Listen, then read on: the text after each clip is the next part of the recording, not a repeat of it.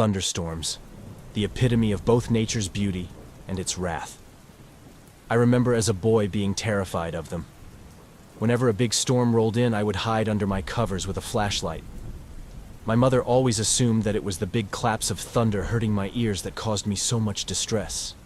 It seemed logical, but I never had any problems with fireworks or loud explosions in movies. At my core, I simply believed that there was something in the storm coming after me. As I grew older, the idea seemed silly. That was until last week. That was until the summer storm that struck the fear back into me. My wife and daughter Sylvie were on a trip to Boston for Sylvie's dance competition. I had to stay behind for work, which meant I had the whole place to myself. After I got home from work, I got in my comfiest casual clothes and threw on the TV for a night of baseball and action movies. The news was just finishing showcasing an emergency weather report. A massive thunderstorm was going to be rolling through in a matter of hours, and viewers were advised to take extra special care. I didn't care if there was a hurricane outside as long as it didn't interfere with my night. 2 hours later, I was deep into my Red Sox game when the mother of all sheet lightning lit up the sky like an atom bomb, and with it went my power. I grimaced at the empty room, my one night to myself, and now I had to spend it in the dark. I sighed and made my way to the fridge to grab a beer while it was still cold. I sipped my beer and merely stared out the window at the storm. The weather report wasn't exaggerating. This storm was an intense one. The winds whipped through the trees, tearing leaves and twigs from their branches. Lightning lit up the sky every few seconds, and with it the boom of thunder, like great footsteps of a giant. I resorted to my childhood game of counting the seconds between flash and boom. The storm was growing closer, and soon it would be on top of me. That thought sent me back through time, and I found my childhood fear beginning to seep through me. The whistle of the wind began to sound like ghostly moaning. The branches of the trees were like great claws reaching for me. I tried to tell myself that I was being silly, but I couldn't help staring into the forest before me as if I was looking for something. I stared into the shaking branches, and I was convinced that there was something out there, staring back at me. A growing part of me wanted to bolt upstairs and hide under the covers. Suddenly, a loud beeping erupted through the house, and I nearly jumped out of my skin. It took me a moment to register that it was merely the ringer for a video call. I smiled and laughed at my childish fear. The power may have been out, but I still had service. I opened the call, and the beautiful faces of my wife and Sylvie greeted me.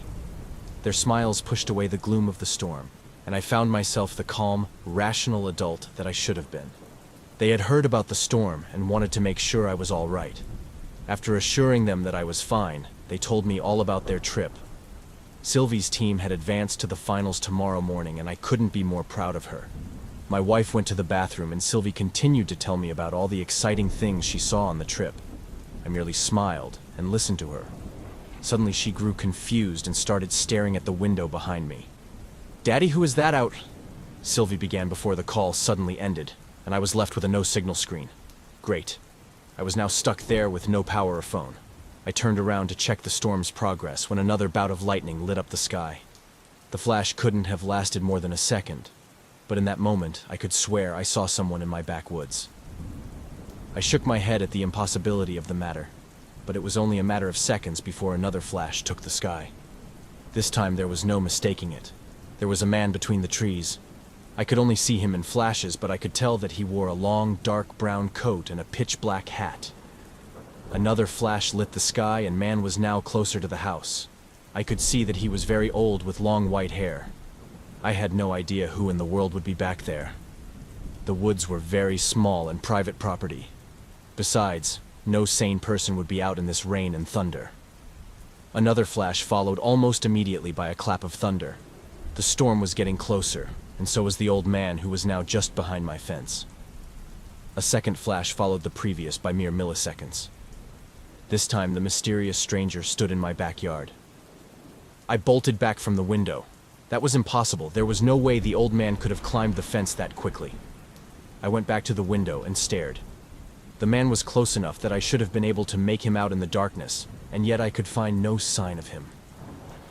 A blast of sheet lightning broke into the sky, and my whole yard became visible. The old man was at the bottom of the stairs leading to my deck. Only old man was the wrong word for him. What lay before those steps was a monster. His skin was a grayish purple and covered in defined ridges. He possessed no lips, allowing for his rows of misshapen and sharpened fangs to jut out for the world to see. Around his eyes were deep gouges of missing skin, revealing nothing but shadows underneath. His eyes were mesmerizing as they seemed to glow and pulse with purple electricity, like summer lightning. Those eyes were fixed directly on me. When the flash ended, I wasted no time bolting upstairs.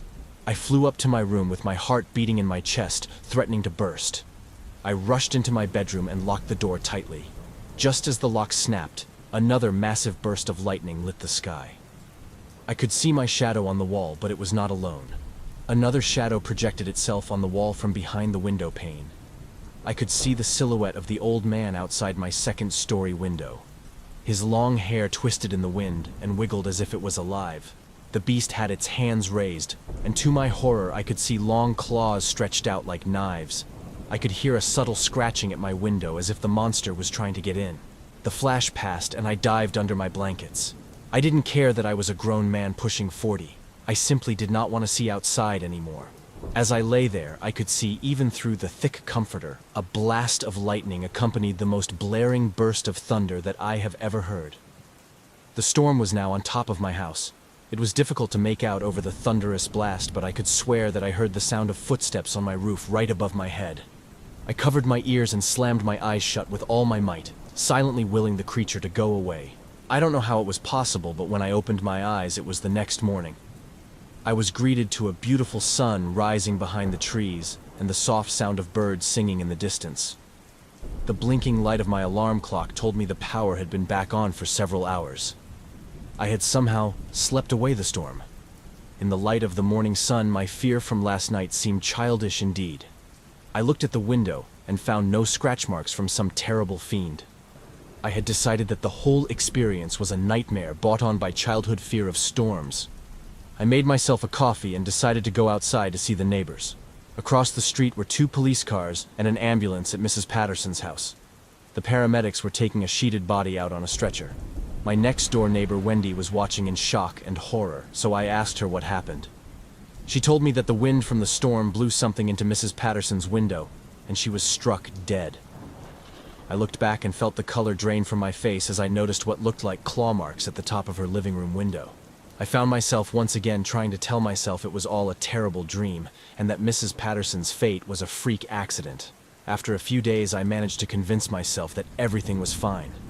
That was until I found shingles from my roof in the bushes. I decided to climb to the roof to assess the damage. What I found nearly stopped my heart. There, scratched into the shingles, were the words Billy, a name I haven't gone by since childhood. The storm may have passed for now, but another will be back, and when it does, you can be sure I'll have my curtains closed.